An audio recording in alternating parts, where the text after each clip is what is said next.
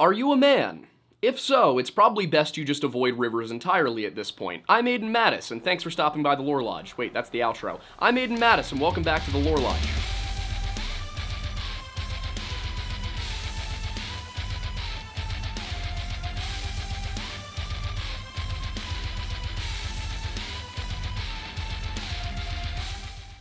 Back in February, we received an emailed tip from a Benjamin Price about a set of disappearances in the small town of Smiths Falls, Ontario. Between September of 2022 and November of 2023, Lawrence Bertram, Robbie Thomas, and Steve Tate all vanished from various locations in the town of 9,200 people. Now, the rate of adult missing persons cases in Ontario, Canada is about 47 out of every 100,000 people. This translates to about 7,000 to 8,000 people per year, and over 90% of these cases are solved.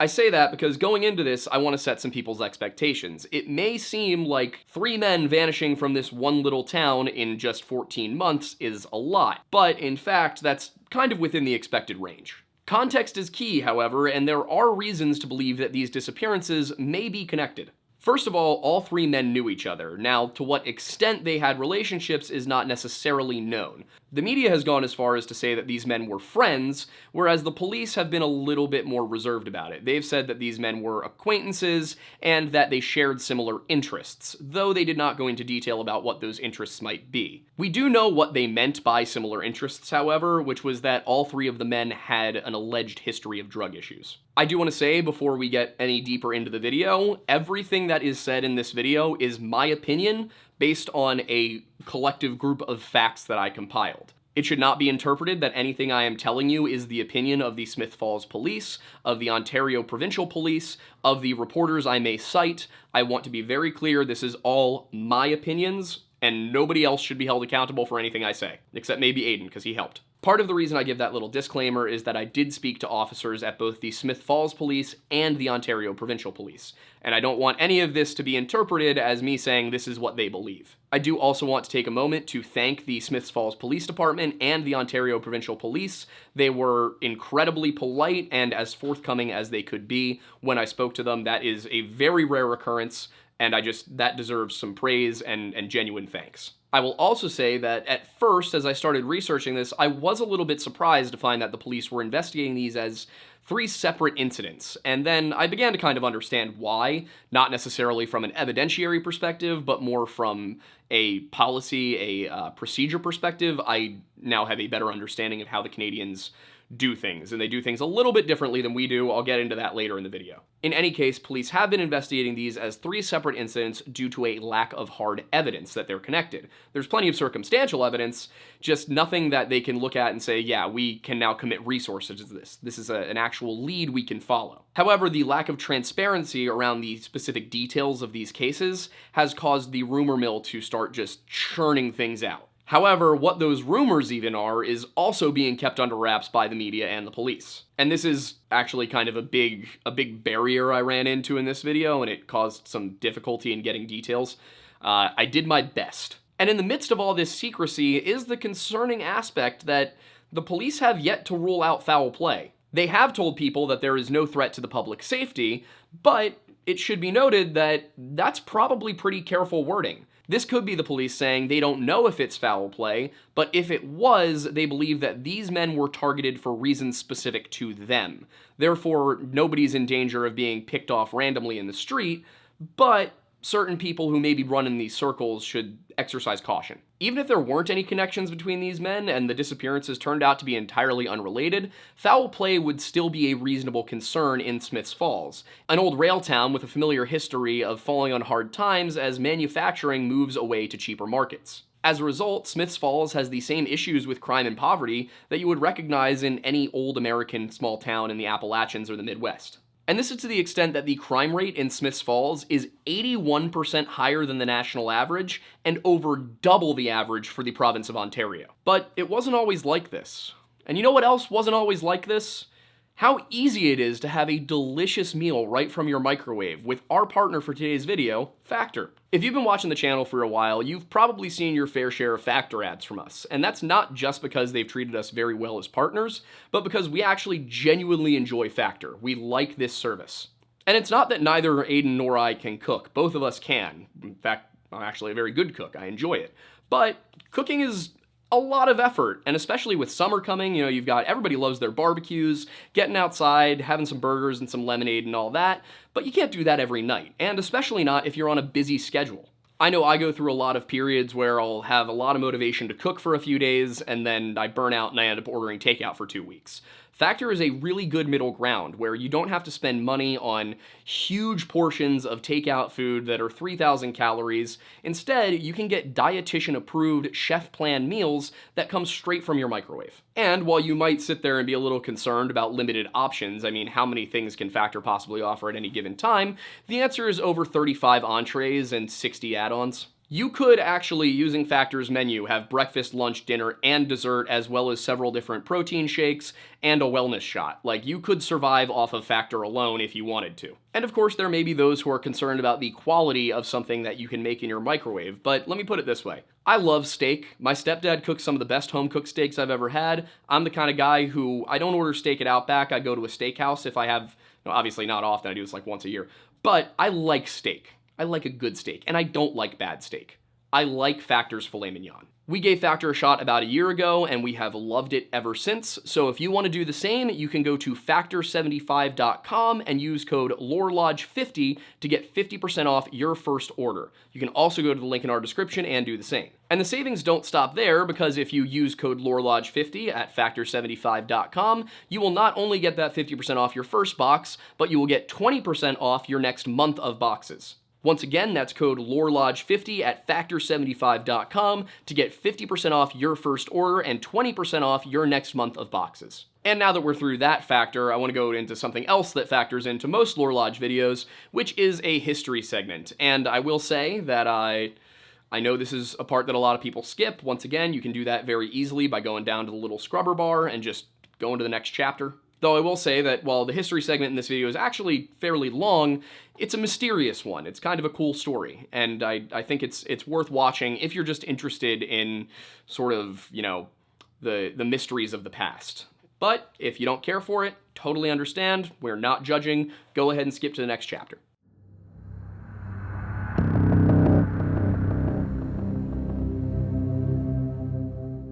The area that would become Smiths Falls was first settled in 1786 by an American named Thomas Smith, a trader who fled to Canada after choosing the side of tyranny during the American War of Independence. Prior to Smith's settlement of the area, however, it was the domain of one of the tribes of the Anishinaabe culture, specifically the Algonquin, who are not to be confused with the broader language family of Algonquian. I will say, throughout the channel's history, I have often used the term Algonquin to talk about the language group. That was incorrect. I changed it recently. We like to grow here at the Lodge. We've talked about the Anishinaabe and the specific tribe of the Algonquin before, but in this video I wanted to go into a little bit more detail on their very mysterious origin story, which may contain a very weird connection to Europe. According to their own oral tradition, the Anishinaabe left their original home in the Dawnlands at the recommendation of 7 prophets who came and foretold the coming of a light-skinned race. Their oral history further suggests that the Anishinaabe came from the areas we now know as Nova Scotia, New Brunswick, Maine, and Newfoundland. I also want to do a quick little disclaimer. It doesn't seem to matter how I pronounce that island of Newfoundland. Newfoundland is how I understood it to be pronounced. Newfoundland. I think people say I'm saying Newfoundland sometimes, which is not what I'm saying. I think that's just my accent as a southeastern Pennsylvanian.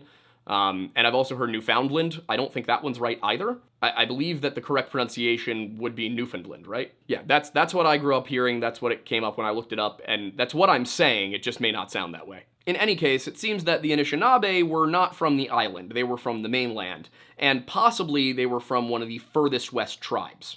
Both archaeological evidence and tribal tradition suggest that they migrated out of this area around the year 1000 AD. And that has some implications that I'd like to touch on once we're through the story. The story is told in the form of 7 prophecies, 6 of which have been fulfilled. Before we get into what the prophecies actually were, I do want to give a quick disclaimer that, of course, this is oral tradition, which means that there were multiple versions of the story that have been passed down by multiple tribes. It seems that the way that they try to keep it straight, or at least traditionally have tried to keep it straight over the last 600 or so years, is by using wampum belts, which are basically, you can think of these like mini versions of the Bayeux Tapestry if you're familiar with European history. They're beaded belts that have pictures on them that are used as storytelling aids, as the elders teach it to the next generation. From what I understand, there's at least one main wampum belt that is passed around from tribe to tribe in a process that I was not able to understand necessarily, but that appears to exist. And I decided that probably the best source to go with would be the story as it was told by Algonquin former chief and elder William Commanda. In the year 2000, Chief Commanda was in possession of the wampum belt, and at that time he was about 89 years old, which means that he was born sometime around 1911. And what that further means is that the elders that were around when he was learning things had probably themselves been around since at the very least the mid-1800s. So we have a long tradition of storytelling here. And in this case, it's a rather direct tradition of storytelling. Commanda probably heard the story with minor differences from 3 generations back before him. Still, there are some variants out there, so I just want to make that clear. I went with this one because I feel it's most likely to be the most traditional version. But it begins with 7 prophets appearing to the Anishinaabe, or at the time, I guess, the Wabanaki. And this is the story as read by Commanda, but with commentary from me, and you'll be able to tell when it's commentary from me. It begins like this. 7 prophets came to the Anishinaabe. They came at a time when the people were living a full and peaceful life on the northeastern coast of North America. These prophets left the people with 7 predictions of what the future would bring. Each of the prophecies was called a fire, and each fire referred to a particular era of time that would come in the future. Thus, the teachings of the 7 prophets are now called the 7 fires. As I said before, while a concrete date for the beginning of this migration and thus the giving of these prophecies hasn't necessarily been established, we believe that it was around 1000 AD for a variety of reasons. And for context, because this word is about to come up, and I'm trying to pronounce it right, Midewiwin is the spiritual tradition of the Anishinaabe. I wouldn't necessarily call it a religion in the sense that you might understand from something like Catholicism, but it was a spiritual tradition. And the story goes on as follows. The first prophet said to the people, "In the time of the first fire, the Anishinaabe nation will rise up and follow the sacred shell of the Midewiwin Lodge. The Midewiwin Lodge will serve as a rallying point for the people, and its traditional ways will be the source of much strength. The sacred Megis will lead the way to the chosen ground of the Anishinaabe. You are to look for a turtle-shaped island that is linked to the purification of the earth. You will find such an island at the beginning and end of your journey. There will be 7 stopping places along the way. You will know the chosen ground has been reached when you come to a land where food grows on water. If you do not move, you will be destroyed." Now, the Megis shell, it might be Megis, but I think it's Megis, is a cowrie shell, a cowrie shell. Again, not sure that I'm getting these pronunciations right. It's a type of shell. And this shell, I believe, is typically created by snails, sea snails. It's also believed that the turtle-shaped island was in the area of present-day Montreal, and that this is where the first stopping place was. And here at the first stopping place, you had a split occur in the Anishinaabe Nation. One group followed the Ottawa River up the north, while the other group continued along the St. Lawrence River down towards the Great Lakes. The group that became the Ottawa would eventually become the Algonquin, Nipissing, and the Mississauga. Those who took the southern route would become the Council of 3 Fires, and that's a group that we've talked about before. That group kept going on south until they eventually reached Niagara Falls, and there was their second stopping place. And keep in mind, this is all during that first fire, that first era of Anishinaabe history. After staying at Niagara Falls for an unknown period of time, they continued their migration west, eventually ending up in the area of present-day Detroit. And this is where some of the versions differ. One version says that they were on the eastern shores of Lake St. Clair, while another seems to imply they were on the western shores of the Detroit River. And around this time is when we get to the second fire. The second prophet told the people, "You will know the second fire because at this time the nation will be camped by a large body of water. In this time the direction of the sacred shell will be lost. The Midewiwin will diminish in strength. A boy will be born to point the way back to the traditional ways. He will show the direction to the stepping stones to the future of the Anishinaabe people." Now, some iterations suggest that this is where the Council of 3 Fires, that Southern Anishinaabe alliance, originated. And the evolution of these tribes as entities distinct from one another may be the result of a division of labor between the three. Essentially, this may have begun as sort of a clan division rather than a tribal division. And I say this because some of the native sources that I read suggest that the Ottawa were responsible for the economy, the Ojibwe were responsible for record keeping, and the Potawatomi were responsible for spiritual matters. You may notice the lack of any distinctive warrior class here, and that could suggest that there was not much large-scale warfare going on at the time. Now, tracing what happened during the Second Fire is a little bit difficult. It's hard to understand because the sources don't necessarily agree on with each other. This period seems to have been a time of some degree of settlement, perhaps even expansion, though other versions seem to suggest that they continued migrating all the way to the shores of Lake Michigan. It's also unclear precisely how long this era lasted, but because we know that a boy had to be born to remind them that they were supposed to be migrating to a very specific location, suggests it was at least a few generations. In any case, at some point after reaching present-day Detroit, they lost track of their mission of finding their promised land to the west. Ultimately, the boy would lead his people along the shores of Lake Huron and then across a few islands before they eventually ended up at Manitoulin Island. However, this was not the end of their journey, and the third prophet said to the people, "In the third fire, the Anishinaabe will find the path to their chosen ground, a land in the west to which they must move their families. This will be the land where food grows on water." While they prospered on Manitoulin Island, the Council of Three Fires ultimately spread to the mainland, and the Ottawa, Ojibwe, and Potawatomi developed into separate yet closely aligned tribal entities. But after this time came the Fourth Fire, and the beginning of this period of tribulation for the Anishinaabe and their eastern cousins. And based on the events of the Fourth Fire, we can kind of date the end of the Third Fire period as being around the 16th century. Now, based on what the Fourth Prophecy says will happen during the Fourth Fire, we can kind of get a general idea of how long the first three fires lasted, if not how long they each lasted individually. The reason we can do this is because the Fourth Fire is the time that the Europeans show up, and this is going to be, for the French, in the mid-1500s. And according to William Commanda, this is what the Fourth Prophecy was. The Fourth Fire was originally given by two prophets. They come as one. They told of the coming of the light-skinned race. One of the prophets said, "You will know the future of our people by the face the light-skinned race wears. If they come wearing the face of brotherhood, then there will be a time of wonderful change for generations to come. They will bring new knowledge and articles that can be joined with the knowledge of this country. In this way, two nations will join to make a mighty nation. This new nation will be joined by two more, so that four will for the mightiest nation of all. You will know the face of the brotherhood if the light-skinned race comes carrying no weapons, if they come bearing only their knowledge and a handshake." And when it comes to this whole nations joining thing, Commanda interpreted it, and several others that I came across interpreted this as the Europeans, the Asians, the Native Americans, and the Africans. And this wasn't to leave anybody out, this was just to basically say that all the nations of the world could live in harmony. And some variants of the story do support that, because rather than saying four nations, they say that the white and red nation will join, and that they will be joined by the yellow and black nations, which could be perceived as, the old terminology for some of these racial groups. Now, I wouldn't recommend referring to any group of people in that way today, but that seems to be where this understanding comes from. But as he said, this was two prophets who came as one. Now, what that seems to mean is that there are two possible directions. This is kind of a fork in the road moment. The other prophet said, "Beware if the light-skinned race comes wearing the face of death. You must be careful because the face of brotherhood and the face of death look very much alike. If they come carrying a weapon, beware. If they come in suffering, they could fool you. Their hearts may be filled with greed for the riches of this land. If they are indeed your brothers, let them prove it. Do not accept them in total trust. You shall know that the face they wear is one of death, if the rivers run with poison and the fish become unfit to eat. You shall know them by these many things." And I do have to say, having done a considerable amount of study on the history of European and Native American relations, these prophecies probably weren't meant to be perceived as this can only go one of these two ways.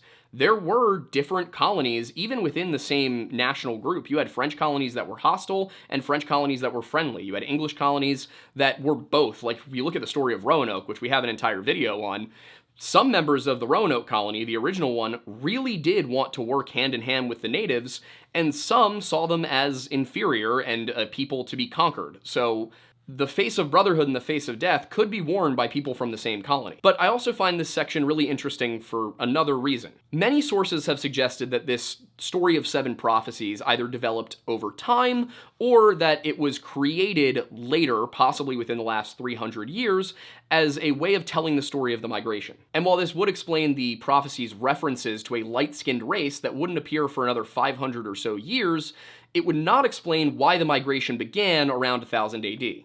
Something must have happened to convince a massive portion of the Abenaki population to just up and leave, and I think that there is an interesting possibility to be considered: Vikings. It is now well known that the Norse established a short-lived colony on the island of Newfoundland, and that they had both friendly and contentious interactions with the people of that island. If the traditional reason for the migration is correct, that there was a light-skinned race coming that would either bring great prosperity or great destruction, then one must consider the possibility that the prophets did not arrive 600 years too early, but at exactly the same time that Europeans first set foot on American soil. Which means this story could contain one of the earliest references to Native American and European relations in history. But it seems that the 4th fire was supposed to be this time where they would kind of begin to understand what the relationship was to be with the white people. And from the 5th prophet we get, in the time of the 5th fire, there will come a time of great struggle that will grip the lives of all native people.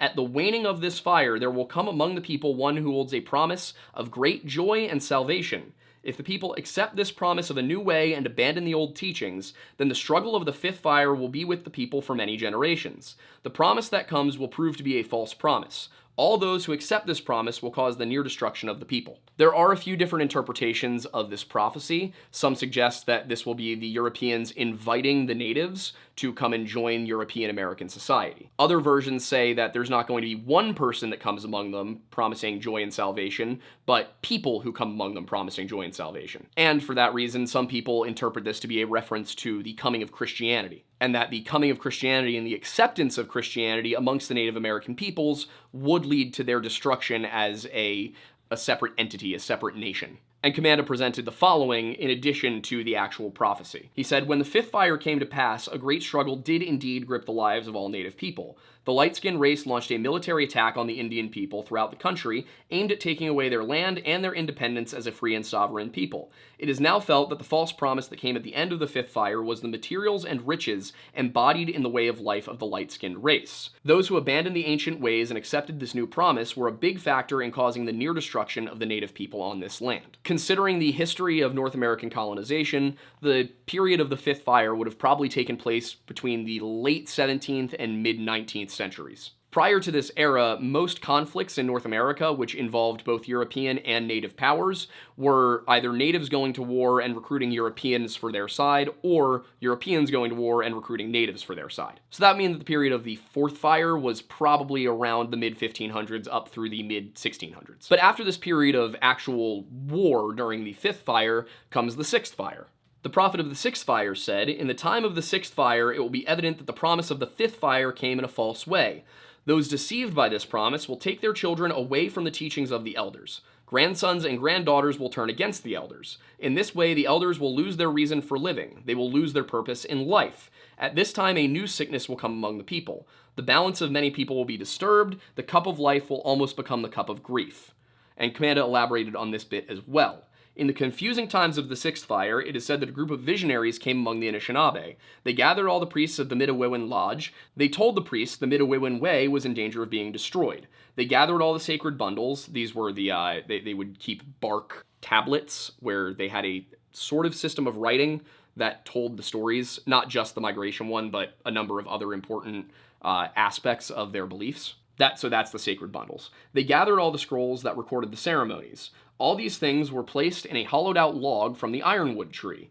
Men were lowered over a cliff by long ropes. They dug a hole in the cliff and buried the log where no one could find it. Thus the teachings of the elders were hidden out of sight, but not out of memory. It is said that when the time came that the Indian people could practice their religion without fear, a line boy, probably a lone boy, I think that's a typo, would dream where the ironwood log, full of sacred bundles and scrolls, was buried. He would lead his people to the place. And this is actually a very common sort of trope in tribalistic societies, the idea that there will be a chosen one figure who will return return later on to overthrow the oppressor. We see this quite a bit in ancient Hebrew materials, we also see it in Celtic materials, and we see it here in the Native American, specifically in the Anishinaabe. But then we have the seventh fire as well. And the seventh prophet that came to the people long ago, again, this is right from Commanda, was said to be different from the other prophets. He was young and had a strange light in his eyes. Now, this could mean that he had a passion. This could be them saying he had fire in his eyes. It could also be something that's supposed to be supernatural. And he said, in the time of the seventh fire, new people will emerge. They will retrace their steps to find what was left by the trail. Their steps will take them to the elders, who they will ask to guide them on their journey.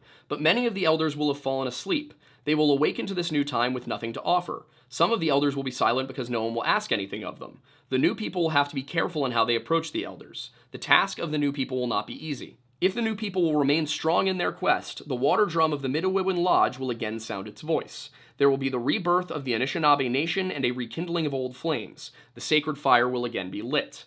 It is at this time that the light-skinned race will be given a choice between two roads. If they choose the right road, then the seventh fire will light the eighth and final fire, an eternal fire of peace, love, brotherhood, and sisterhood. If the light-skinned race makes the wrong choice of the roads, then the destruction which they brought with them in coming to this country will come back to them and cause much suffering and death to all of Earth's people. And while that may sound like a demand that the light-skinned race give up their beliefs, their culture, their society, and particularly their religion, it's not. Chief Tom Dostu, of mixed Irish and Algonquin heritage, provides an opinion on the meaning of the seventh fire prophecy. The light-skinned race will be at a crossroads. If they continue down the road of materialism, it will be their destruction and for all humanity as well. But if the light-skinned race chooses to join with the natural people of this land on the spiritual path, then they will again have the chance to create a nation, the greatest spiritual nation to ever have existed. Two other races will join these two races. Together, they will light the eighth and final fire, an eternal fire of peace, harmony, brotherhood, and sisterhood. So that's kind of just a sort of a quote of what Commanda said. But Dostu continues in his own words, saying, "We believe that the road towards blind materialism, that the choice for the majority of humanity, and especially the light-skinned or European American, created an environment where nature and natural people have suffered immensely. In the end, it can only lead to our collective destruction. Our way is above all a spiritual path. We are not, nor have we ever, been slaves to the material path. Our strength lies in our native ability to go beyond all that happened to our people in the last 508 years. This is from 2000. The joining together of the material knowledge of the West with the spiritual wisdom and values of the indigenous people of this land is a path of healing and survival for all humanity." So what Dostu is kind of saying here is not that European Americans need to abandon all that they currently do, all that they currently believe and have, and go live the way that the Anishinaabe did 500 years ago. What he's saying is that rather than fighting one another, we should bring our strengths together. He continues, "The choice is in our hands. Reconciliation in accomplishing our vision as Anishinaabe people of a world where the grass is once again green, the waters fit to drink, and the air pure. Our people, the indigenous peoples from the Arctic to Terra del Fuego, share a common vision to stand united in our hearts for the healing of our pain as well as the pain that all humanity endures. We have been through the fires of oppression. We have felt the whip of hate. We have tasted our blood and tears as it ran into the bosom of our sacred Mother Earth. The history of our two peoples, one red, one white, has been written in blood and suffering. The lands where the Anishinaabe lived from time immemorial were taken by armed force. Our people were killed. Genocide, incarceration, disease was and still is in many parts of this hemisphere the price to pay for being indigenous. We must forgive. There is no other option. By forgiving, we liberate not only ourselves, but also our oppressor. By forgiving, we open the door to those who desire forgiveness. It is not that we believe we are superior to those people who, because of their fear, blindness, and isolation, did not see us as we are, their brother and sister, their father and mother, their lover, their friend. Through forgiveness, we allow the spirits of our ancestors to accomplish their mission, which began so many centuries ago on these very shores. We offer our hands to you, America, and ask you once again to come with us along the path where the grass is still green, the air is still pure, and fish can still live in the waters." When I first read that statement from Dostu, I was kind of floored, actually, at how powerful it is. And I'm sure that if Tom Dostu and I sat down and had a meal and just hung out and talked together, we probably wouldn't agree on absolutely everything. But in this, I think he's right. We cannot change the past. We can only determine the future, and that future can involve settler and native standing together as equals, partners, and friends. All of that said, whatever does happen in the future, it seems like something weird might be going on right now in Smiths Falls, Ontario.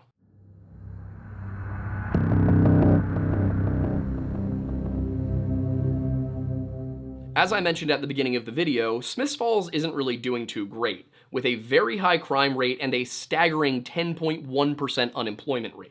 It's actually worse than it sounds, because the labor force participation rate, a metric tracking the percentage of able-bodied adults who are employed or actively seeking work, is 13% lower than the Canadian national average. In a place like that, you'd almost expect people to go missing, something that the OPP actually clarified to me was true. People go missing there all the time. They just usually turn up within 24 hours. But plenty of them also don't come back. So what is it about these specific cases that makes people think they're so strange? In the 14 months between September of 2022 and November of 2023, 42-year-old Lawrence Bertram, 34-year-old Robbie Thompson, and 34-year-old Stephen Tate all disappeared from the same general area in Smiths Falls, Ontario. Lawrence Bertram was the first of these three, vanishing on September 30th, 2022. The 5'6" tall, 150-pound man was last seen leaving a house on Church Street West. He left on foot around 11 p.m., and he was reported missing 2 days later on October 2nd, 2022.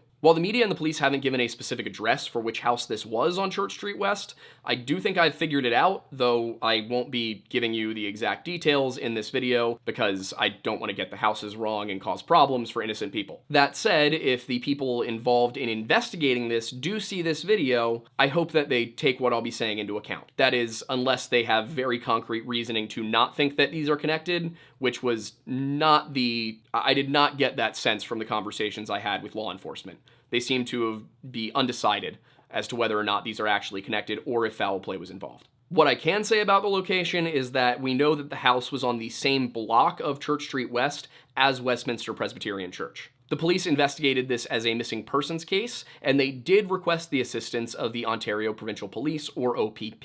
The OPP do have an office in Smiths Falls, so this was actually very local for them. Currently, it is still an open case, and like I said, foul play is still a consideration. It does appear that the police have been having a problem with rumors being presented, though they have not been specific about what those rumors are, and they have asked people to stop spreading those rumors. The only rumors I was able to find reference to online were that this was a drug deal gone bad or that he owed somebody a debt.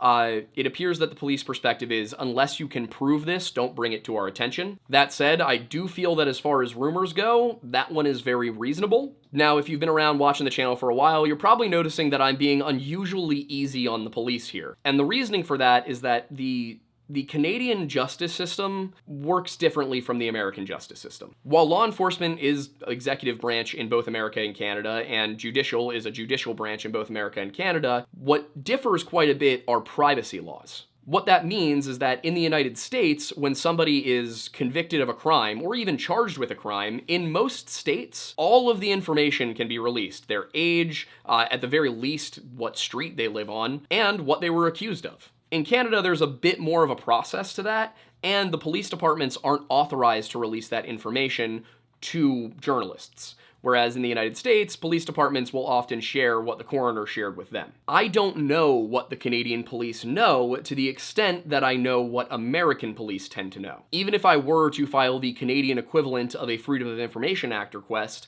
there are certain things that, by policy, they can't give me that American police departments can.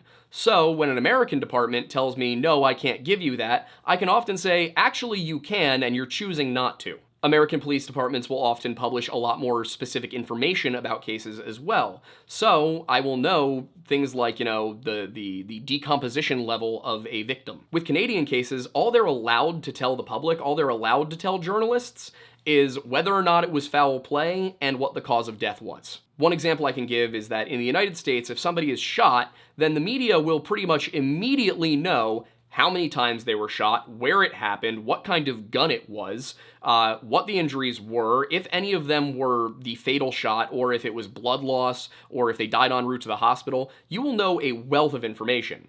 With the Canadian police, all they're allowed to tell you is that somebody got shot and that's why they died. They can't tell you, oh, he had 3 gunshot wounds to the back of the head and we ruled it a suicide, like in some American cases. In fact, in a lot of American cases involving shadowy government agencies. So when the Canadian police tell me it wasn't foul play, I have no way of gaining access to the documents supporting that opinion, so I can't really evaluate whether or not they're doing their due diligence. And that was a major roadblock in researching these cases and trying to determine if there was a connection. All of that said, I do think it's possible I may have found some, but I wouldn't be able to say for sure unless I was able to see the police department records. In any case, the next disappearance was that of Robbie Thompson, and that occurred between the 12th and 18th of October 2023. Thompson is 6'3" with a medium build, and that is really all the information we get regarding his disappearance. It's just it was sometime between the 12th and 16th, he's 6'3", and he's a little bulky. But I was able to dig up some more information about Robbie through some news articles, one article from December of 2022 and another from April of 2017. The 2017 arrest appears to have been for a patrol violation, there was no resistance, and it occurred at Thompson's residence on Running Avenue. The 2022 arrest occurred after a police officer spotted two adults with their heads slumped forward in a parked vehicle on Aberdeen Avenue. This was across the Rideau River from the Running Avenue address of the 2017 arrest. Claiming concern for the well-being of the occupants of the car, police approached and found Thompson and a 44-year-old female unconscious and unresponsive with baggies of white powder visible. Thompson was charged with operating a motor vehicle while intoxicated, refusing to comply, and 2 counts of possession of Schedule I substances. In Canada, that carries a sentence of up to 1 year in jail per offense after the first violation. And it's unclear if Thompson was ever convicted, but even if he was, he could have been out by October 23. Once again, this is another one of those issues with the Canadian privacy laws versus the American privacy laws. The police were not allowed to tell me if Thompson was convicted. And even if they could tell me if he was convicted, they couldn't tell me what his sentence was. The officer I spoke to on the phone from the OPP actually did tell me that this is something that they get with American journalists pretty frequently, which is that we expect that they'll be able to tell us information, and they can't, and then a lot of American journalists just, it doesn't even compute the fact that the police wouldn't be allowed to tell you this, so they just keep asking. And I will say, it definitely was kind of a culture shock moment for me, even though I was still in America. Just the conversation was giving me culture shock. Of course, I do want to be clear, the officer I spoke to at the OPP could not have been more polite, more friendly, everything you would expect of a Canadian from his head down to his boots. The third disappearance was that of Steve Tate, who went missing on November 4th, 2023, and he was last seen in the area of Lavinia and Lombard around 6 a.m. Tate was 6'3" with a beard, and when he was last seen, he was wearing a black zip-up hoodie and gray joggers. There isn't much more out there about Tate, but like Bertram and Thompson, he allegedly had a history of addiction.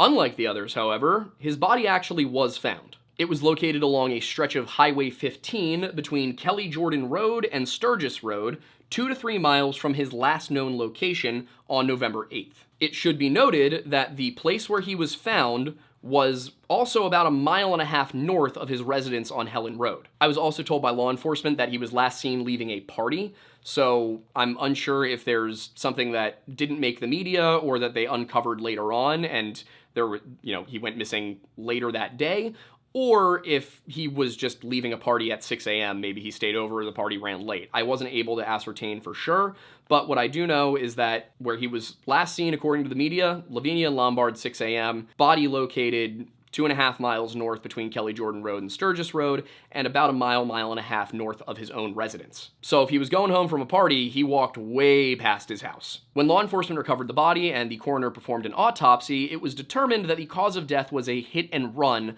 by a vehicle. And the police instructed people to be on the lookout for a dark-colored hatchback or sedan with damage to the front passenger side. Now that part's interesting because it does suggest that somebody witnessed this happen.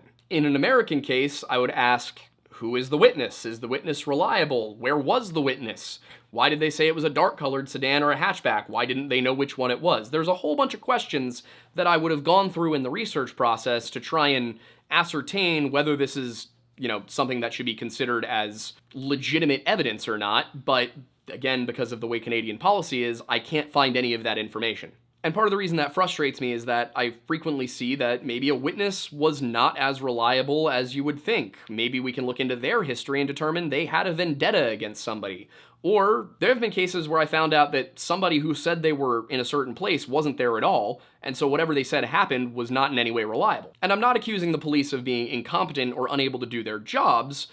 I'm just saying they have a lot less time to dedicate to each individual case than I do. I'm really not trying to sound arrogant here, I just have a lot more time on my hands. So it's very possible in this situation that the police know something that they're just not sharing, and that there is every reason to believe they're correct. It's also possible that we could be seeing a situation where somebody said something and they lied, or they got it wrong, or they weren't there, and we would never know because that information isn't shared. Whatever the reasoning the police have is, it seems that they also haven't determined whether or not this hit and run was accidental, or if it was foul play on purpose. I also am curious about one individual aspect, which is if they determined that the hit and run absolutely happened on Highway 15. The reason I put it that way is that Tate left very early in the morning. He was found outside of town, not super far outside of town, but beyond where he should have been going. So I wonder if Steve was hit in town in a place where nobody saw it happen because it was early in the morning, and then his body was dumped north of town to try and avoid anybody being caught for it. That still doesn't really tell us if it was foul play or not. It just tells us that it was either foul play or someone was in an accident and panicked. But there is also a little bit more to this story than I initially thought, because the tip we received said that there had been 3 disappearances in 14 months. And I found out that that's not necessarily true. Greg Morius was reported missing by his girlfriend on July 13th, 2021. The slender, 6'3" tall 38-year-old was last seen leaving a residence on Church Street. He was wearing a green button-up, black jeans, and tan shoes, and he sported a scruffy red beard and glasses. Police said that they believed he had left on foot, and that he did not have access to a vehicle or a phone. His body was located by a cyclist on September 20th, 2021, in a wooded area off William Street West, but the police have not given further details aside from saying that in this case, they don't suspect foul play. Of course, no information on what his cause of death was or how long he had been deceased was given, because Canada. What I did find a little bit interesting is that his body was located across the street from a former OPP communications center. And it didn't seem like it was all that deep into the tree line. From what I could tell, it was within 100 yards of the roadway. Currently, Smiths Falls Police and the OPP have yet to come to a conclusion about whether these deaths are connected, or if foul play was even involved in 3 of them. So, with that in mind, let's go over the details that we do have.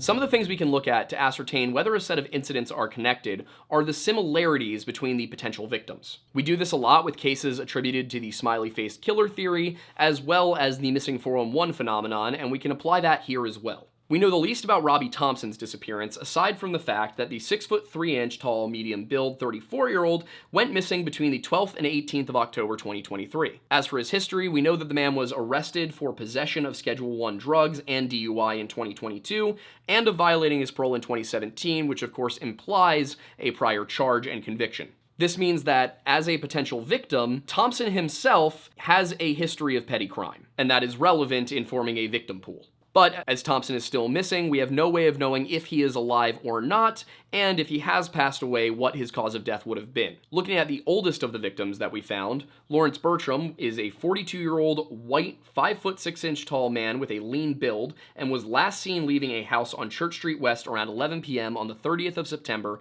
2022. Of course, like Thompson, Bertram did have a history of drug use, but from what I can tell, he was not a known criminal. So that would potentially be a factor in the victimology here. And though whoever was in the house with him the night he disappeared may have a solid idea where he was supposed to be going, he has yet to be found, so again, we don't know if he died or how he died. The first of the men to disappear possibly in connection to these other guys, Greg Morius, was a 38-year-old man of lean build, standing 6'3", and may have a very direct connection to Bertram. I say that because both of them were last seen leaving a house on Church Street West.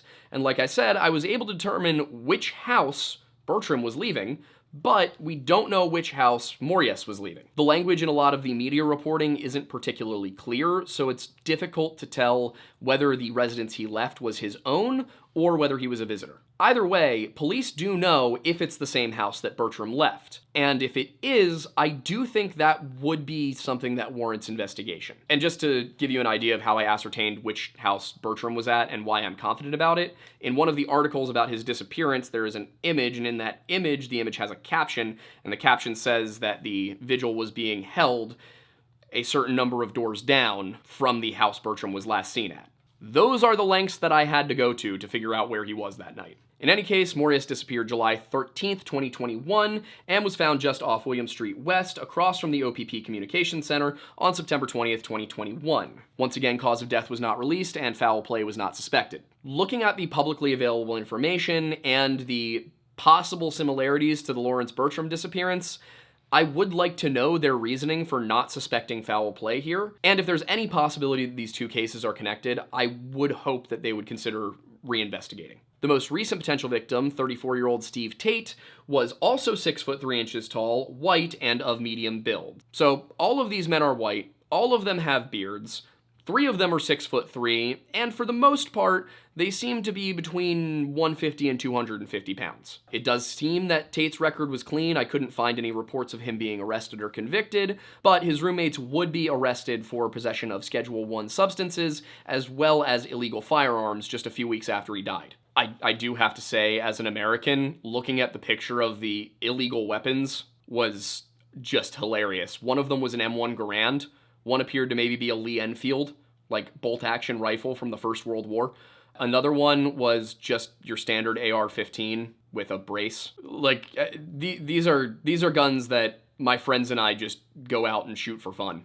Like I said, just major culture shock this episode. I would actually be somewhat impressed if someone performed a bank robbery with a Lee Enfield. M1 Garand, I could see, although they do be heavy. Anyway, I did speak to local law enforcement personnel, and they did tell me that Tate was last seen leaving a party. I'm unclear on whether or not that's new information that supersedes him being seen at 6 a.m., but it may be that he was seen at 6 a.m. leaving a party that went all night. And when the sort of substances that these men were typically around are involved, it's not shocking to believe that they wouldn't stop partying until the sun came up. We also know, of course, that his body was discovered 2 to 3 miles north of where he was last seen, and that this was beyond his home. Also, as previously mentioned, the coroner determined that the most likely cause of death was a hit and run, and police said that they suspected a dark-colored hatchback or sedan. And, of course, they did not present their reasoning for these findings. So when we look at those, what connections do we have? Well, we know that 3 of the men were allegedly drug users. One of them, it was unclear, but I have my suspicions. All 4 men were white. All 4 men had facial hair. 3 of the 4 were over 6 feet tall, Bertram being the exception. While not all of them appear to have known criminal records, they did all appear to associate with people who did. And all 4 disappeared within the same 30-month span from basically within a 1-mile radius of one another. The question would then be, is that enough to definitively say these are connected? And I think the answer is a resounding no. There is much more information that only the police have that would be needed to make any determination in any direction here. And working with what we do have, I'm of the opinion that while it might seem a little suspicious that 3 of the men were 6 foot 3 inches tall, I don't necessarily think that that is enough to connect this. I know that there will probably be people in the comments, because there always are, who say, well, the police would know better than you. And yes, the police have more details than I do, but I think that there's this misconception that the police always know better than the journalists. And the reason I say that is the department as a whole does handle all the cases, but different officers might be assigned to each one. In fact, different sections of an individual department might handle different cases. You might have the missing persons unit working on one case and the homicide unit working on another, and they may not talk to each other enough to notice connections. In the United States, this is why FBI agents are often called into localities to assist the search, because they can look at all of the information that the local cops just don't have the time to go through. So I'm not trying to say that the police are incompetent. I'm not trying to say that they're covering anything up in this case. I'm just saying that they don't necessarily have the bandwidth to notice the connections that somebody who's an investigative journalist does. At the same time, they do have information that the investigative journalist does not, which, if they were to share with one another, might lead to revelations. Hint, hint, wink, wink. That's not just directed at the OPP, or the Smiths Falls PD, or the RCMP. That's directed at any police department we have ever tried to talk to, because nobody has ever said, yes, here's everything, even on cases that are 40 years old. And when I say that, I'm not exaggerating about the 40 years thing. Stacey Aris went missing 1982 or 1983, and when people file FOIA requests about her disappearance, they are given redacted documents or told no. The reason frequently given, the section they cite, says that open cases that are being handled by law enforcement can't be released to the public. The law enforcement agency involved in the disappearance of Stacey Aris was the National Park Service. That is a federal level agency that in 40 years has been unable to close the case. If you, the federal government, cannot close a case on your own after 40 years, the response to independent investigators trying to help you should not be, we're the government, we'd know better than you. It should be, you know what? Please help me. As an example of the whole private investigation can help close cases that the police cannot, we can go look at The Boy in the Box, where we did that. The Boy in the Box was found in Philadelphia in 1957. At the time, police had absolutely no way of closing the case. They compiled all of the evidence they could. They found what the box was for. They found specifically which item number was in the box. They tracked down who had purchased the box. It turned out to be completely unconnected. Even as DNA analysis became a forensic staple going into the late 1990s, they were unable to connect this boy's DNA to any living person that they had on file. Police even had another break in the case when a woman by the name of Martha Davis, who is usually referred to by a pseudonym in most works on the case, but she had passed away and all of her family had passed away by the time we got to this, so we felt comfortable giving her real name because we wanted to give people all of the possible factual information there was out there. Anyway, she came forward and told police that she knew what happened to the boy in the box because she was there. She told them a very detailed story that her psychiatrist corroborated she had maintained since the 1980s, and this was in the 2000s. Her roommate from college also corroborated that Martha had told her a truncated version of the same story when they were in school together in the 1960s. And just to be clear, not that there is any shame in having a psychiatrist, but this was looked at as a reason not to believe her in 2002. She had a psychiatrist for depression and anxiety. She did not have any sort of psychosis, any sort of schizophrenia, delusions, dementia, none of it. She was just there for depression and anxiety that were a result of the abuse she suffered as a child, which was largely the same kind of abuse suffered by the boy in the box. She also even knew details that she could only have possibly known if she was there, and she was ignored partially because the officers involved just didn't want to believe a woman who sought mental help. No, I'm not going to go into what the abuse was, but you can go watch our original Boy in the Box video. I had enough trouble describing all of that once. I would not like to do it again, and also you get to see me back when I was a little bit chunky. And my hair is terrible in that video. Like, go watch it just because that. That said, oh my god, this is a dark story. But there is, of course, a reason I'm telling you all of this, which is that in I want to say it was late 2020, early 2021, the identity of the boy in the box was actually uncovered, but not by the police. It was uncovered when a random man went and got a DNA test, which popped up in an international database for cold cases, which had the DNA of the boy in the box. So the Philadelphia Police Department and the FBI were in no way involved in that. That international organization then went to the man who had submitted the DNA test and asked him if he could have his mother take one. And what I believe it determined was that his mother's cousin was a parent of the boy in the box. Using that information, they were able to narrow it down to a Zarelli family, and the boy in the box was Joseph Augustus Zarelli. Now, in the course of our coverage of the investigation, we took all of that information, compiled it, and were able to figure out precisely who his dad was. We chose not to release the name because we didn't want to inform the family improperly, basically. We didn't want the family to find out that, hey, it was their grandfather who sold a boy to a woman who ended up murdering him. We didn't think that that was our place, and also we didn't want to get sued. Of course, like 2 weeks later, the Philadelphia Inquirer came out and said that their investigators, as well as internet sleuths, had concluded as to who the boy in the box's parents were, and they published the information. We are still waiting on the Philadelphia Inquirer to name the internet sleuths who they got their information from. We're in your backyard, but they probably won't, so regardless, our point is that a couple of guys in their mid-20s were able to take decades worth of research and investigation and police notes and therapy notes, put it together, and figure something out that it took the police 65 years and a very lucky DNA test to figure out. Now, like I said, that was a summary of how we did the whole thing. If you want to see how we figured it out and why I say we figured it out, not, we were following the investigation, I would recommend going to watch the video. that's really the only way I can get it to you without going through the whole story here. So my point in saying all of this is that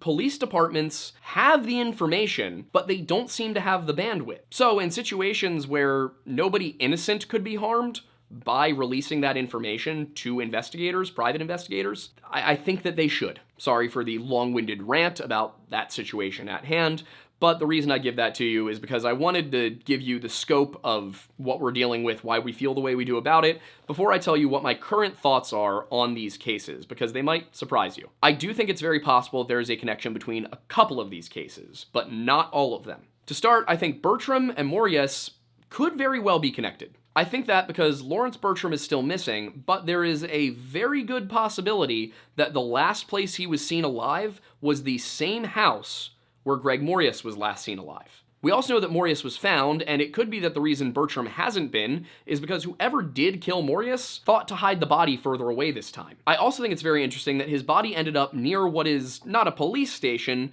but is a police building where it was almost guaranteed to be found eventually. There's also the fact that both men were a very similar age, 38 and 42, but I think that what this all hinges on is the address from which they went missing. If they both left that same house on Church Street West, I'm gonna have a very difficult time believing that there's no connection between these two. What the connection is, kind of hard to say. If it is the same house, then I think a possibility is that it was a situation with a drug deal gone wrong, maybe somebody didn't have the money, anything along those lines, and both Bertram and Morius may have been targeted for that reason by whoever lived in the house. If it were just the same street, there is a possibility that works for both the same street and the same house, which is that this is vigilantism. I took a look down this street on Google Maps, and the most recent data is from 2022.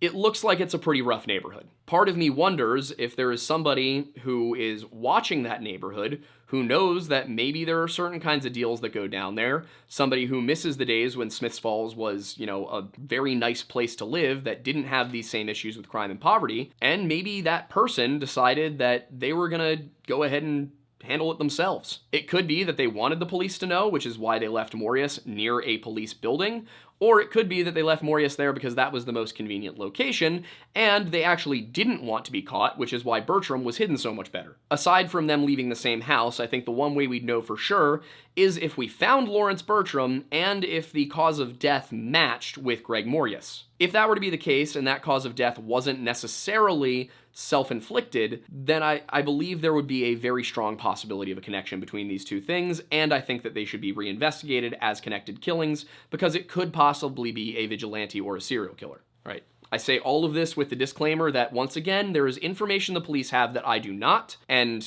it is simply my job to not take their word for it. That's what we do here. We question narratives. Whether it's the official narrative, whether it's a conspiracy theory, it is our job to take what is being said and determine if it has factual basis. Now, why did I not include the other two? Well, for a couple of different reasons, actually. With Tate, his disappearance, his death, I will admit, is a little odd to me. I don't necessarily know that I believe it was an accident. I think it's weird that he was so far past his own home. I think it's weird that they apparently have a witness statement. It also just seems kind of odd that as recently as 2023, somebody could walk 3 miles through town and not be seen by anybody, even at 6 a.m., because so many people have Ring doorbells, so many people have security cameras, and especially in an area like this where it seems like you'd maybe want to have precautions against crime, I'm just very surprised to hear that nobody has seen him. However, the last place he was seen was nowhere near Church Street West, and he wouldn't have necessarily had to go near Church Street West walking home. I do fully believe that his cause of death could be a hit and run.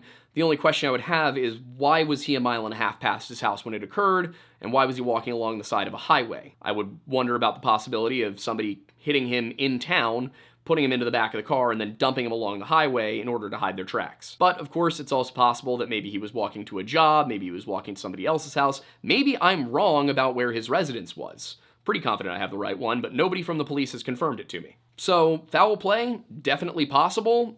Don't really see any reason to connect it to these other cases, aside from him being the same height as one of the victims. Once again, it has to be made clear that nobody has confirmed to me that Morius was a drug user. That's just something that I'm looking at as a possibility. And again, this is all based off of vague information given by the police. And that brings us to the last of the cases, which is Robbie Thompson, who I just really see no reason to connect to these other ones. First of all, we don't know where he was last seen or even when he went missing. We just have a 6-day window where he may have gone missing. We also don't have a body. He has not been found. It is possible that Thompson was a victim of foul play. It's also possible that we know that this is a guy who has been so intoxicated that he couldn't even move or respond while an officer was trying to speak to him while he was in his car. So it would be believable that this is a guy who could get too lit, so to speak, and end up in the Rideau River. And I would like to be very clear that that does not make him a smiley face killer's disappearance. We do kind of see this on the internet as I'm looking for new cases to look at, where anytime somebody dies under a circumstance like they were found in a river or they went missing in a national park, people immediately jump to smiley face killers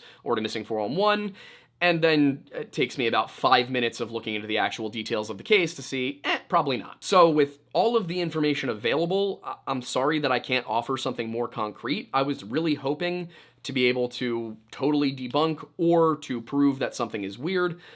In this case, that's not going to be possible unless Canadian policy changes quite a bit. I already gave you the rant about why I think that this police policy that is present in Canada to a large extent, but also in the United States to a lesser extent. I've already gone through why I think that is potentially harmful, especially with very old cold cases, but I'm not going to rehash that. What I will say is that no matter what you're doing, who you're out with, where you're going, watch out for each other. Use the buddy system. I know it sounds silly, it sounds a little juvenile. You look at it and you think, I'm a grown man, I'm a big boy, I'm a big girl, I can handle myself. Fact of the matter is, you never know what's out there. Anything could happen, and while you shouldn't go through life concerned and paranoid all the time, it is very important to know your limits, to know that it's okay to ask for help, and that you should look out for the ones you care about. We have seen far too many situations, from Jim McGrogan separating from his friends in Vail, Colorado,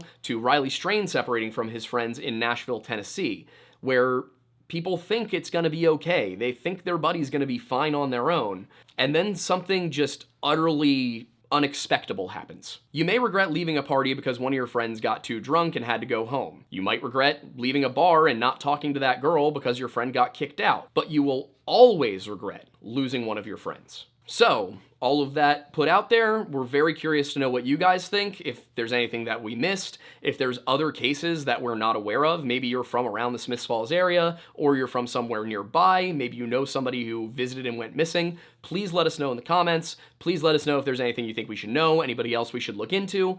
And, if you want to support what we're doing here at the Lore Lodge, you can subscribe to our Patreon or now our YouTube channel for just $1. That $1 gets you access to a number of things, including early announcements about things like this Alaska trip we're doing with Trova Trip. It also gets you access to some exclusive content. We have a new Liquored Lodge podcast where Aiden and I have a few drinks and talk nonsense about history and lore. There are higher priced tiers. Over on Patreon is the best place to do those because they do get you more perks, little things like mugs and posters. We're also working on a new line of merch with Bunker Branding, and we have our coffee Mount Pocono Perk, which is delicious. I designed it myself. I was a barista for many years, and I worked in an artisan roastery. I promise you will not regret it. You can also catch our podcast live Sunday nights at 7 p.m. Eastern Time, or on any platform beginning the Tuesday morning after the show goes live.